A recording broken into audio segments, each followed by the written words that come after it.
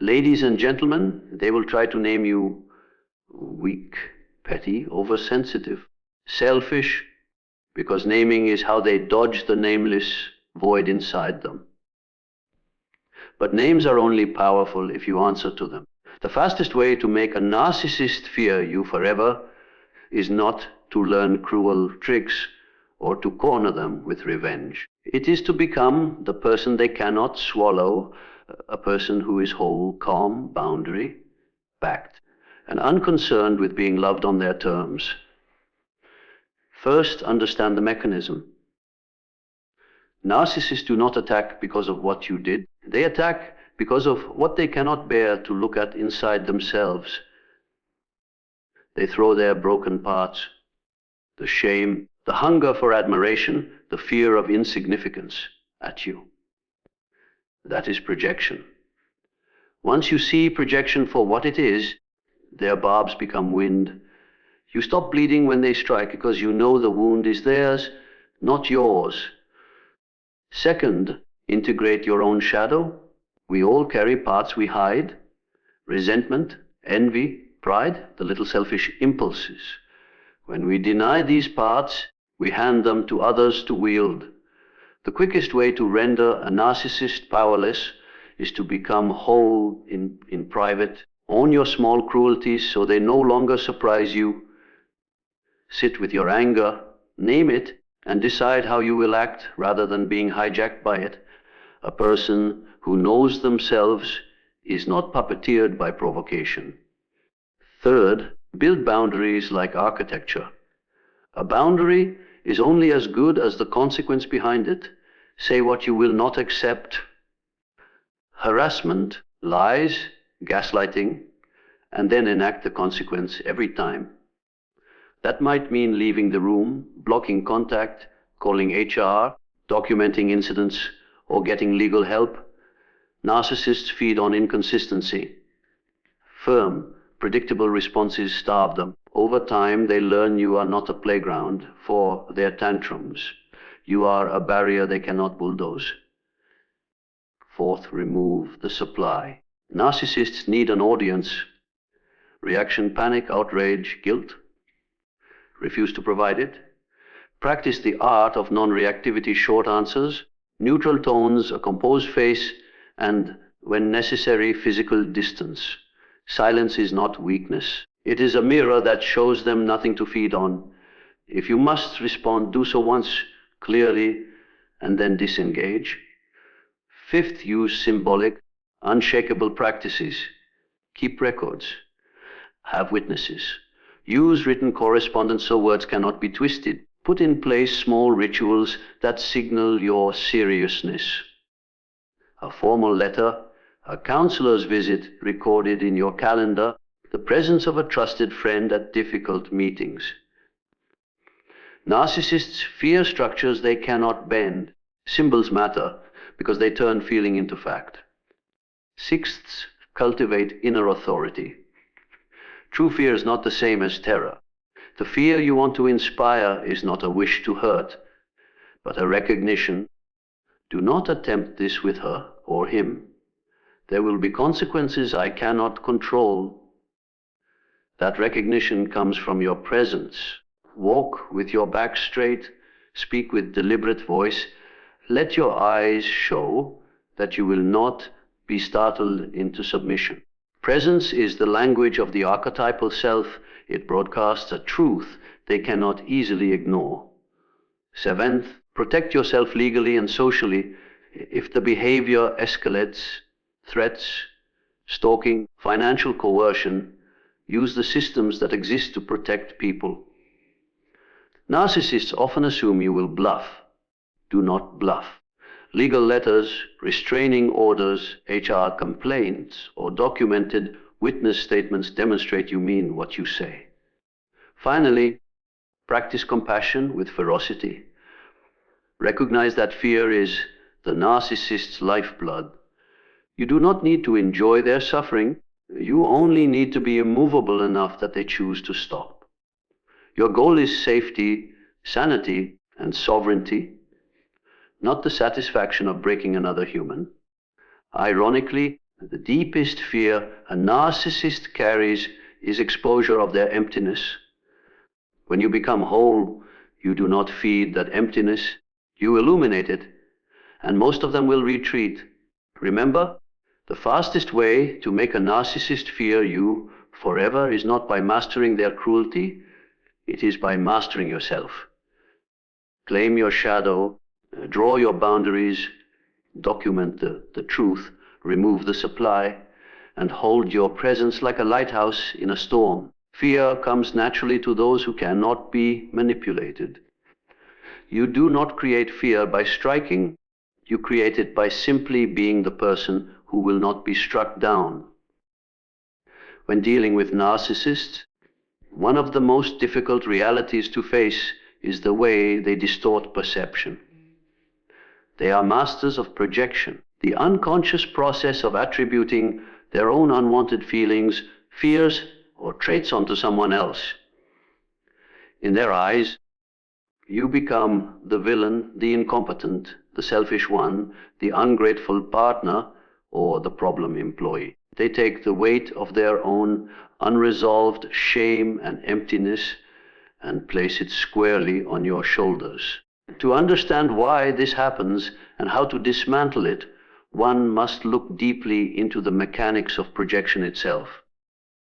At its core, a projection is a psychological defense. It allows a person to take something they cannot bear inside themselves and see it in another.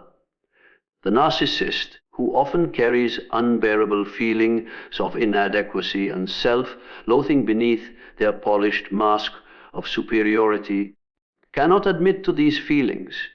To do so would shatter the fragile identity they cling to.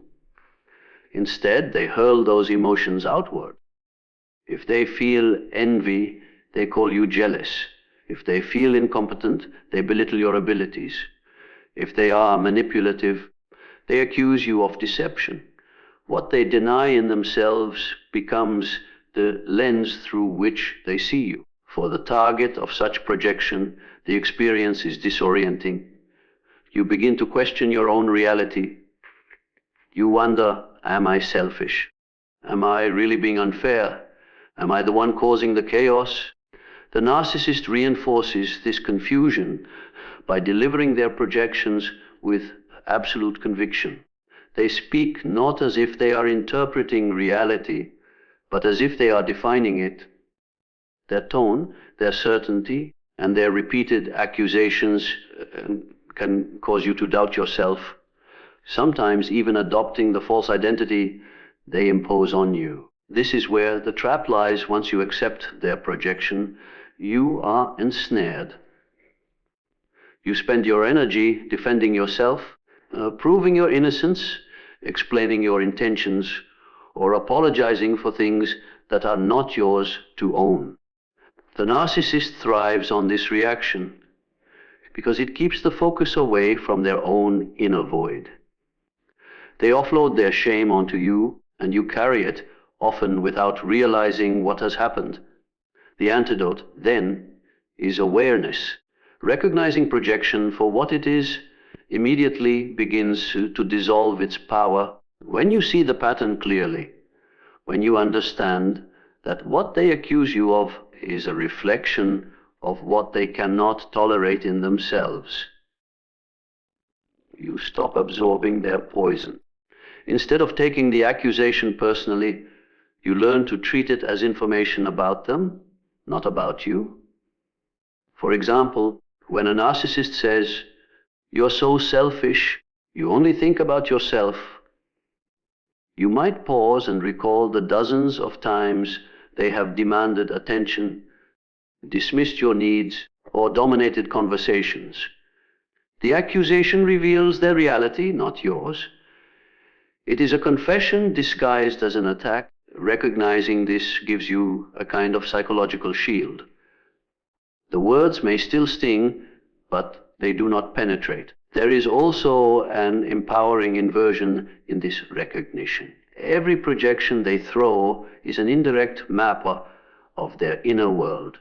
If they accuse you of lying, you learn they are hiding the truth.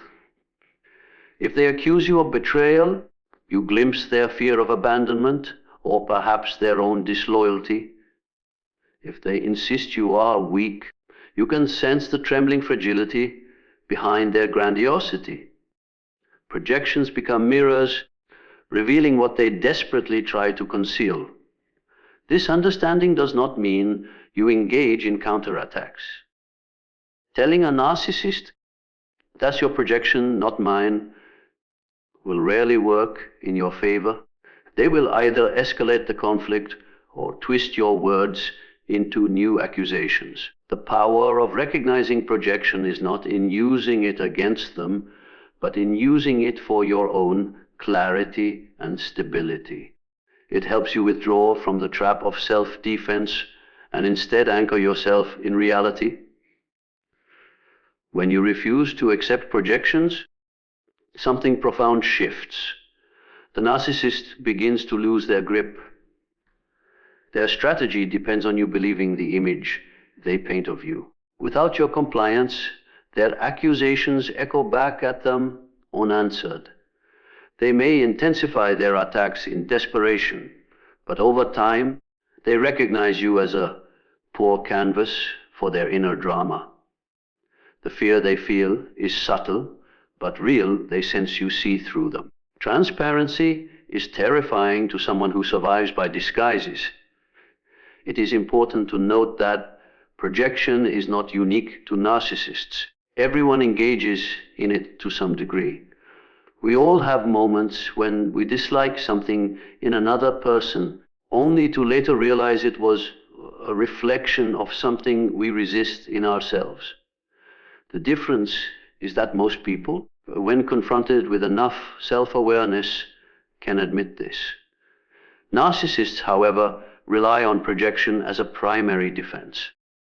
Their survival hinges on externalizing their shame, so their projections are relentless and weaponized. Recognizing projection requires developing a keen sense of self. You must learn to identify your own flaws honestly so that when accusations come, you can discern whether they hold truth or not. If you know you can be impatient at times, you won't crumble when accused of being impatient unfairly. You will calmly sort what belongs to you and what does not.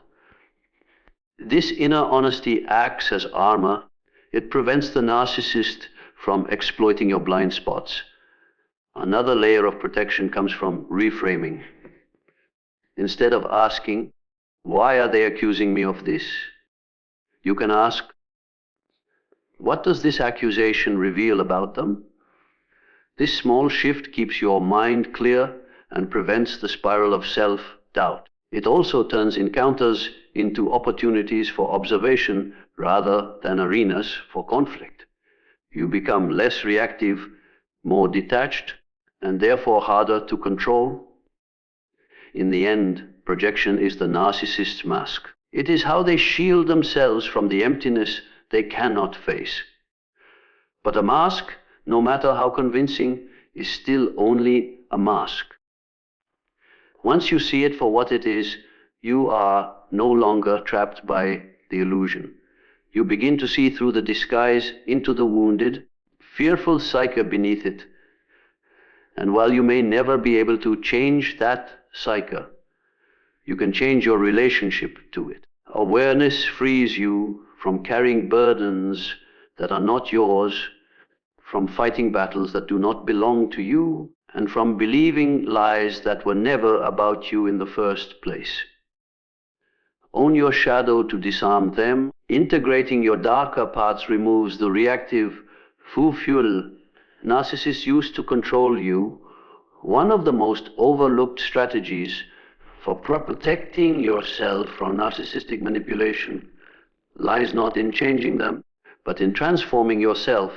Specifically, it involves confronting what psychology calls the shadow, the hidden, dissound, and often shameful aspects of your own personality.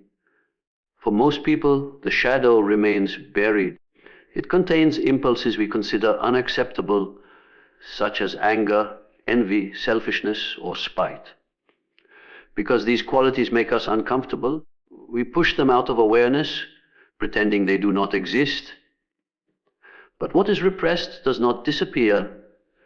It lingers in the unconscious, waiting for the right trigger, and narcissists are experts at finding that trigger. Narcissists instinctively sense where others are most fragile, where the shadow has been pushed down, but not integrated. They poke at those places, not always consciously, but with uncanny precision. If you are terrified of being seen as selfish, they will accuse you of selfishness. If you secretly feel inadequate, they will belittle your abilities. If you struggle with anger but suppress it, they will provoke you until it bursts out uncontrollably. In each case, they are not creating the weakness, they are exploiting a vulnerability you already carry. This is why shadow work becomes such a powerful defense. To own your shadow means to acknowledge, accept, and integrate those darker aspects of yourself instead of denying them.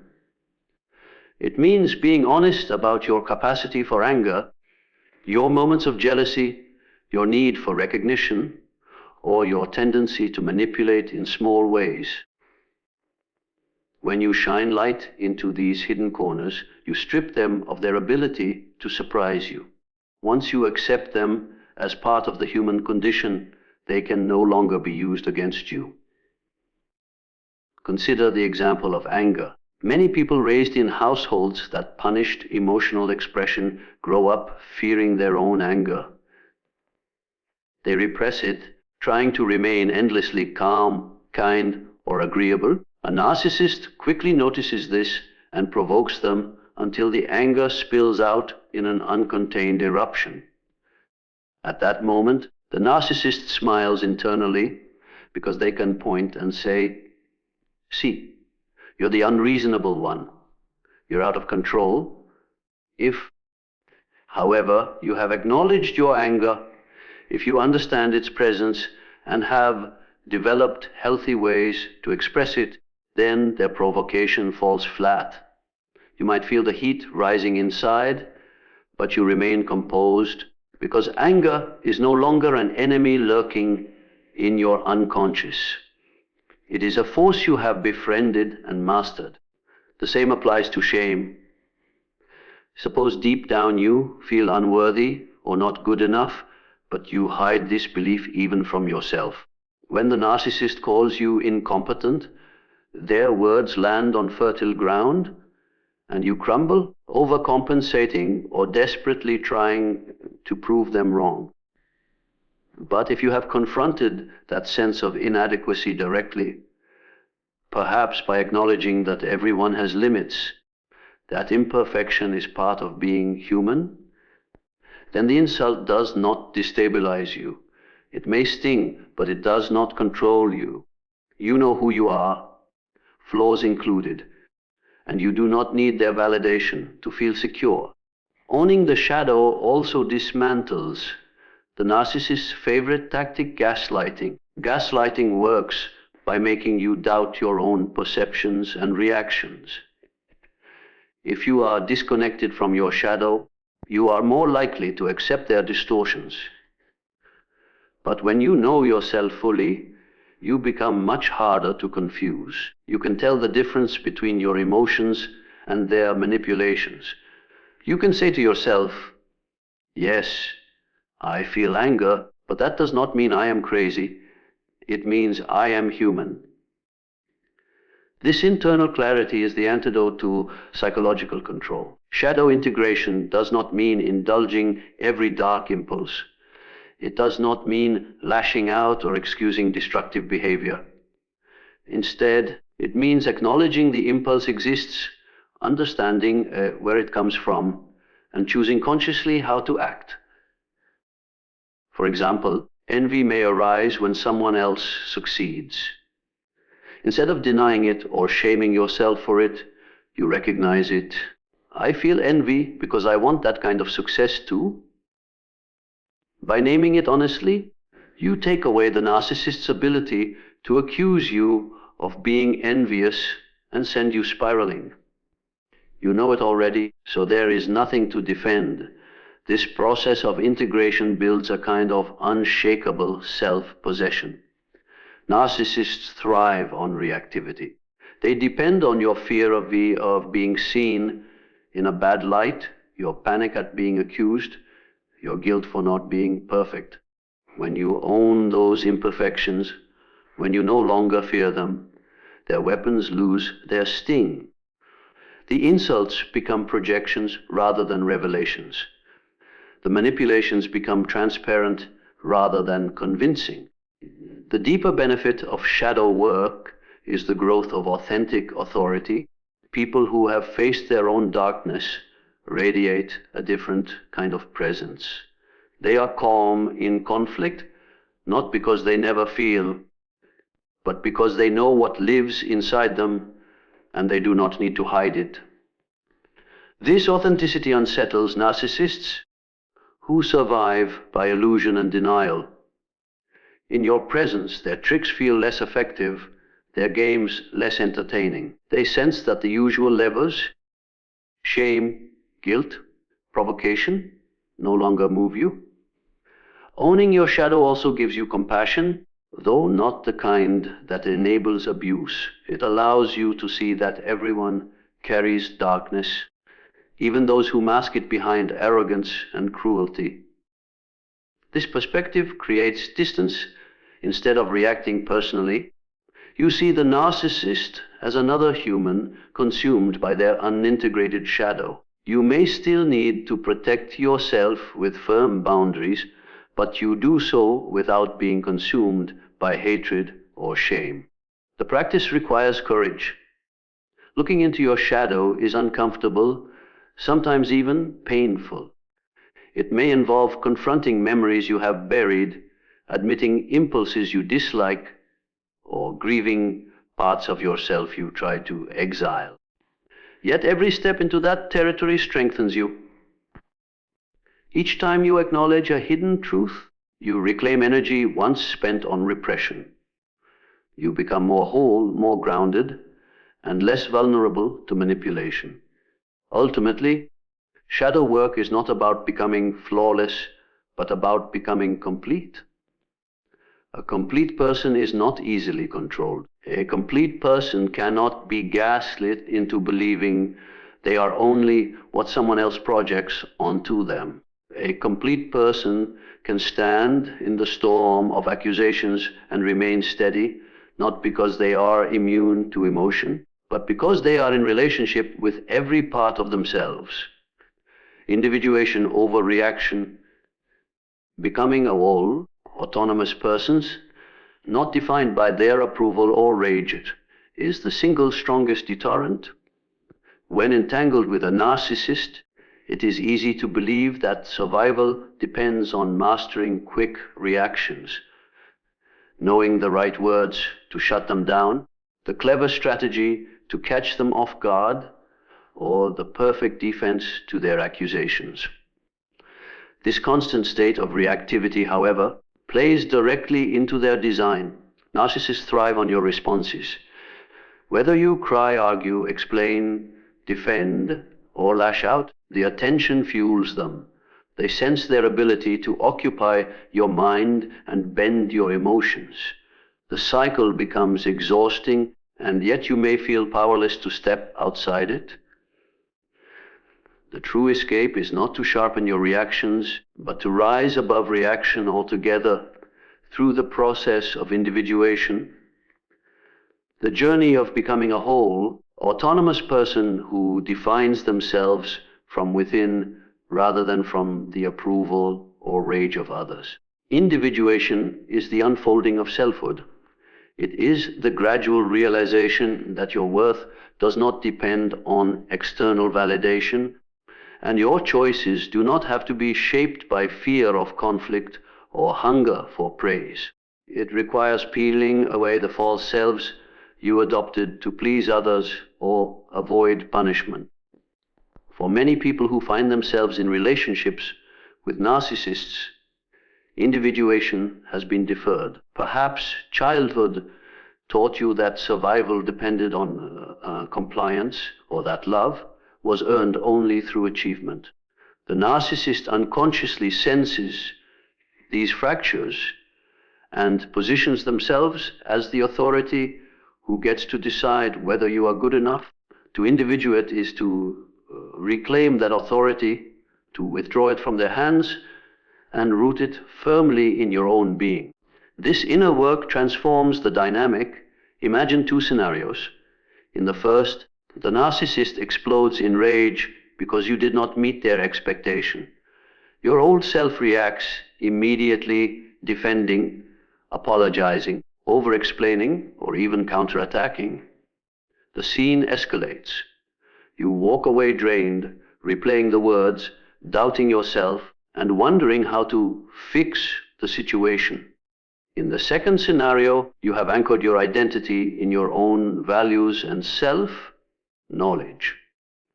When the rage erupts, you observe it as their storm, not your mirror. You neither collapse into guilt nor ignite into argument. You remain present, perhaps setting a boundary or simply walking away without explanation. The difference is not in what you did, but in who you are. Individuation means you no longer hand over your emotional steering wheel. One of the traps narcissists set is the illusion of indispensability. They want you to believe that their opinion of you defines your reality, that their approval is a prize and their disapproval a punishment. When you individuate, this illusion dissolves. You begin to see their approval as optional and their disapproval as irrelevant to your essence. This shift is not about arrogance or indifference, but about clarity. If your sense of worth comes from within, you no longer chase their fleeting compliments or fear their vicious criticisms.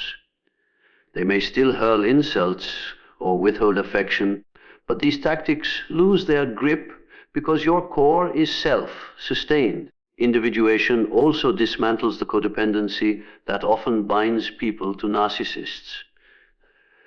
Many targets fall into the role of caretaker, peacekeeper, or fixer, believing their purpose is to manage the narcissist moods. This reactive posture drains life energy because the narcissist's moods are never truly manageable. Individuation frees you from this trap by affirming that your purpose is not to regulate another's emotions, but to live authentically. You recognize that their inner chaos is their responsibility, not your assignment.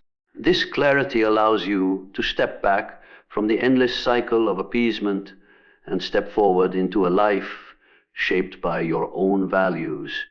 An individuated person embodies what can be called psychic sovereignty. This is the state of being the ruler of your inner world. You still experience anger, sadness, or fear, but you no longer let these emotions dictate your identity. You recognize them as passing states, not permanent truths.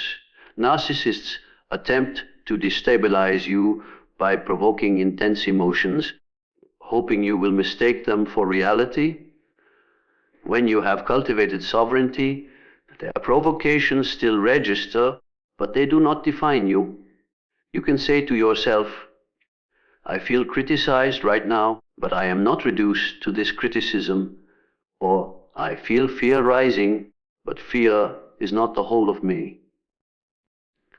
This perspective makes you untouchable in a way that no defensive reaction could achieve. The path to individuation often requires solitude and self-reflection. It may mean journaling to explore beliefs you inherited without question. It may mean therapy to uncover the childhood wounds that kept you seeking validation from harsh or withholding figures. It may mean creating new practices of self-care that affirm your independence, taking up a creative pursuit, building financial autonomy, or surrounding yourself with people who reflect back your authentic self instead of the persona you are pressured to maintain. Each step deepens the sense that your life belongs to you. Narcissists instinctively sense individuation as a threat. When you stop reacting, they feel the loss of control. When you stop seeking their approval, they face their own emptiness more directly. They may escalate temporarily, attempting louder rage or sharper criticism to pull you back into the reactive dance. Yet, over time, they realize that the old levers no longer move you. This realization is often what leads them to retreat or shift their focus elsewhere. They are unnerved not by your counterattacks, but by your independence. Individuation is not the same as detachment in the cold sense. It does not mean you become indifferent to all relationships or isolate yourself from others. It means you engage with people as a whole being, not as a fragment seeking completion through their approval. You can love without clinging, set boundaries without guilt, and walk away without collapse. This autonomy is magnetic to healthy individuals, but deeply unsettling to those who rely on control. The greatest deterrent to narcissistic manipulation is therefore not clever comebacks, rehearsed strategies, or constant vigilance. It is the quiet strength of a self who knows itself, a self that no longer bends to the winds of another's rage or craves the sunshine of another's fleeting praise, a self that has walked through the work of integration, accepted its own contradictions, and emerged whole. Individuation is the end of reactivity and the beginning of freedom. Boundaries as psychic architecture clear, consistent limits, backed by consequences, create an internal fortress they cannot bully past. Boundaries are often misunderstood. People think of them as rules you give to others, lines in the sand that say, "Do not cross." But true boundaries are not external walls that others must obey. They are internal structures that you uphold. They form the architecture of your psyche, the design of your inner world that determines what you will and will not allow into your space. When you build these boundaries with clarity and consistency, and when you back them with real consequences, you construct a fortress that narcissists cannot bulldoze through, no matter how persistent their attempts. Narcissists thrive on blurred lines. They push into every gap where your no is uncertain, every place where guilt or fear causes you to hesitate. If you say you need space, but keep answering their late night calls, they learn that your boundary is negotiable. If you demand respect, but tolerate subtle insults, they recognize that the limit is porous. Inconsistency signals opportunity. This is why vague statements and half-hearted limits rarely work. Boundaries that exist only as words without action are invitations for further intrusion. The first step is clarity. You must define for yourself what is acceptable and what is not. This involves listening deeply to your own feelings rather than relying on external permission. For example, you may realize that you cannot tolerate being shouted at, that constant criticism is damaging, or that conversations after midnight disrupt your health. These are not arbitrary rules. They are reflections of your psychological and physical needs. Naming them gives shape to the architecture. Without clarity, you may sense discomfort but fail to articulate why, leaving the narcissist free to frame the situation as your overreaction. With clarity, you have a blueprint to follow. The second step is consistency. Boundaries are only as strong as their enforcement. If you make exceptions repeatedly, the narcissist will view your limits as flexible. Consistency does not mean rigidity in every circumstance, but it does mean that once a boundary is stated, it is upheld as a rule rather than a suggestion. If your boundary is that you will leave the room when yelling begins, you must do so every time, not only when convenient. If your boundary is no unannounced visits, you must refuse entry each time the rule is broken. Each consistent action reinforces the architecture, teaching both you and the other person that the structure stands. The third step, and perhaps the most critical, is consequence. Boundaries without consequences are like locked doors with no bolts. They give an illusion of security, but can be easily forced open. A consequence is not revenge or punishment. It is the natural outcome of a line being crossed. If someone continually insults you, the consequence might be ending the conversation. If they violate your privacy, the consequence might be reducing the information you share.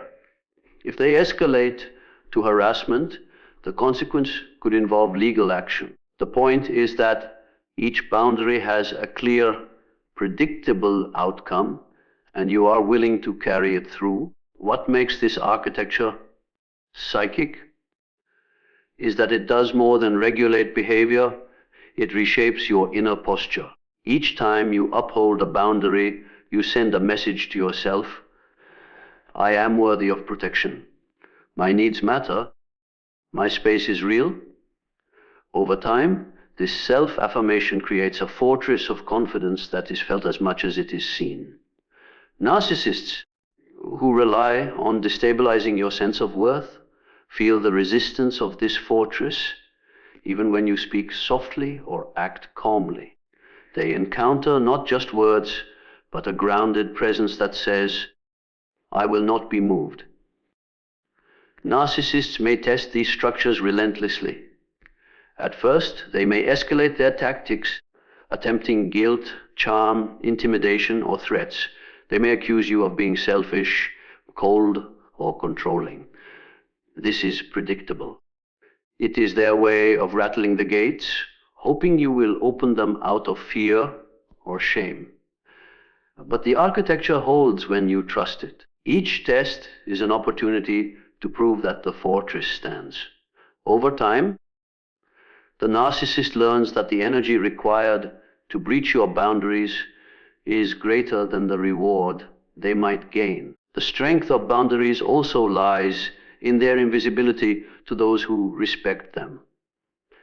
Healthy people do not feel confined by your limits.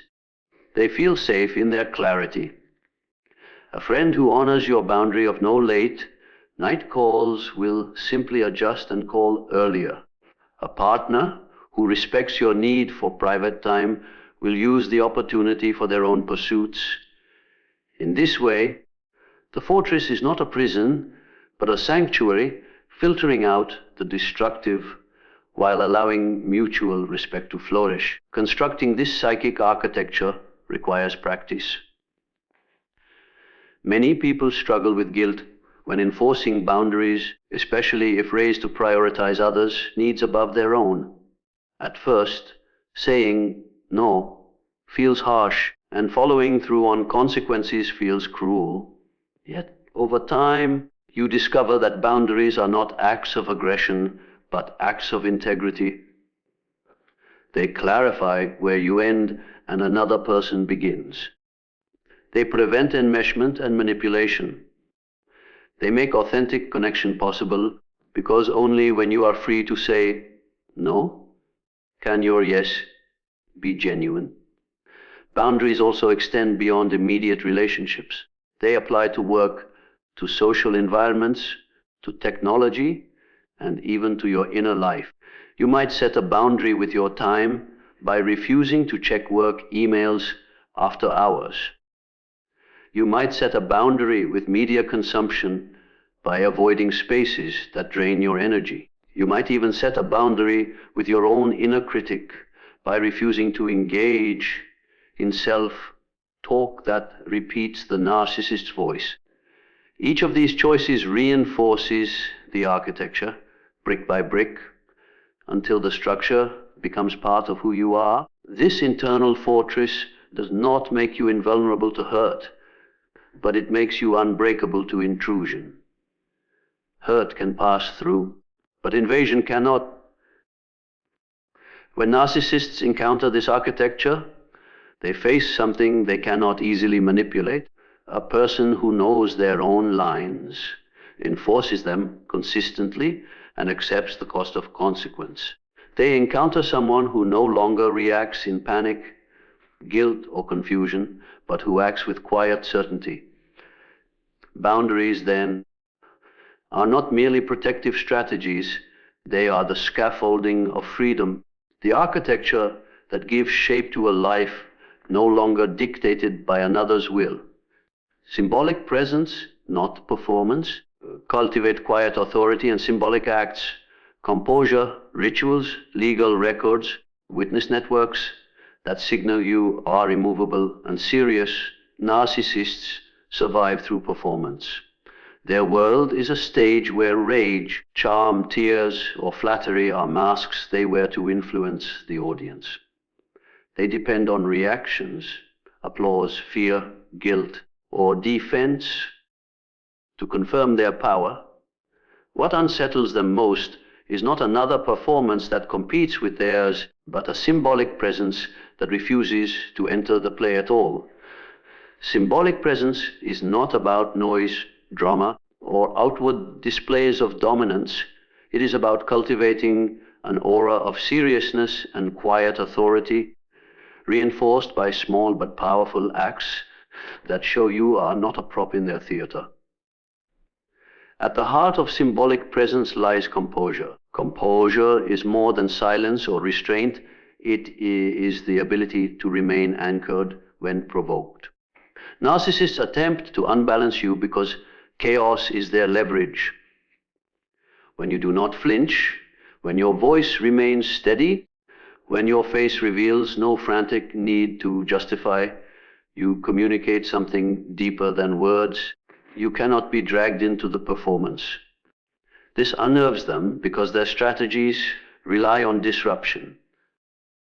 Composure becomes a symbol, one that communicates that you are centered in yourself and not governed by their moods.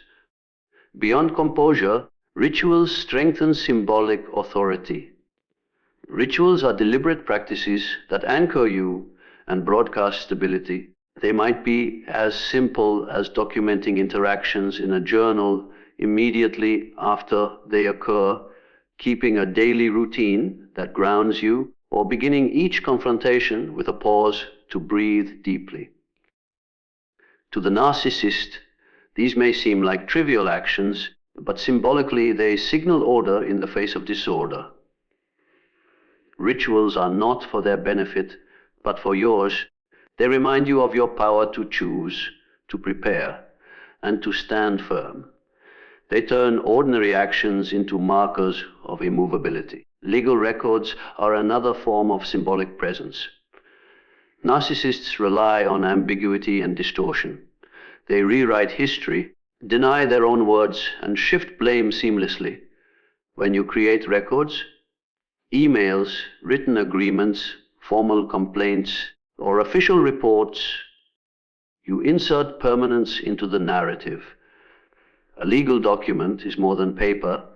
It is a symbol of accountability, proof that cannot be erased by denial or theatrics. Even the act of calmly noting an incident in front of them without commentary communicates that you are not playing their game, but are instead building a structure they cannot control.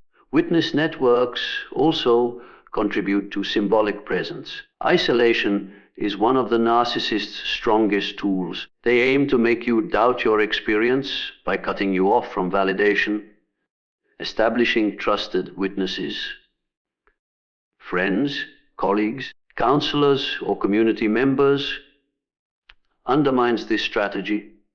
You do not need to broadcast every detail, but ensuring that others are aware of patterns of behavior creates a subtle shield. To the narcissist, the presence of witnesses changes the equation. Their performance thrives in secrecy, But in the light of collective awareness, it weakens. The very fact that you have people who can corroborate your experiences become symbolic. You are not alone, and you cannot be silenced. Symbolic acts do not need to be grand gestures. Their power lies in their subtlety. The choosing not to answer a barrage of texts late at night, showing up to meetings calm and prepared with notes, or consistently redirecting conversations back to documented facts are quiet ways of communicating seriousness. Each action says, I am not swayed by your performance, I am anchored in structure. Over time, these small acts accumulate into an unmistakable presence. The narcissist begins to sense that while they may provoke others into frenzy, they cannot penetrate your fortress of quiet authority. It is important to understand that symbolic presence is not a performance of its own. It is not about trying to appear strong while trembling inside, nor about projecting superiority. Performance seeks reaction, presence needs none. Symbolic presence comes from alignment between inner stability and outer action. You are not pretending to be immovable. You are cultivating real immovability by grounding yourself in preparation, documentation, and boundaries. This authenticity is what makes the presence so unsettling to narcissists. They cannot poke holes in it because it is not a mask. Symbolic presence also shifts the power dynamic from emotional to structural. Narcissists want the battlefield to be emotions, yours against theirs. They are adept at dramatizing pain, inflating outrage, or mimicking victimhood. When you shift to structure, records, consequences, consistency, you move the confrontation to terrain where their theatrics lose effectiveness. They can shout, but a time-stamped email remains. They can deny, but a signed document stands.